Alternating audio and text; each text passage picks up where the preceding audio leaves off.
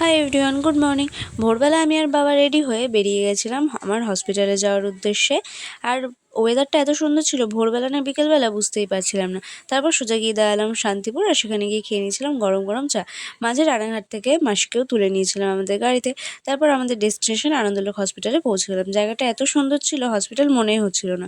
তারপর আমাদের কাজ সেরে ওখানে ক্যান্টিন থেকে কফি খেয়ে গাড়িতে বসে মায়ের পাঠানো পরোটা আর আলুর তরকারি আর মিষ্টি খেয়ে আমাদের গাড়ি এবার চলতে শুরু করলো। আর বৃষ্টি পড়ছিল বলে আমাদের ইকো পার্ক যাওয়ার প্ল্যানটাও ভেস্তে গেল। তারপর হোটেলে গেলাম, আমি খেয়েছিলাম সবজি ভাত, ওরা মাছ ভাত।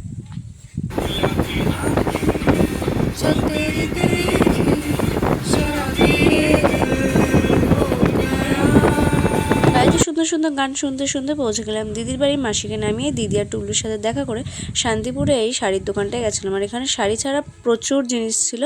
তারপর আমরা অনেক কিছুই শপিং করে আবার রাত 10টার মধ্যে চলে আসলাম বাড়ি।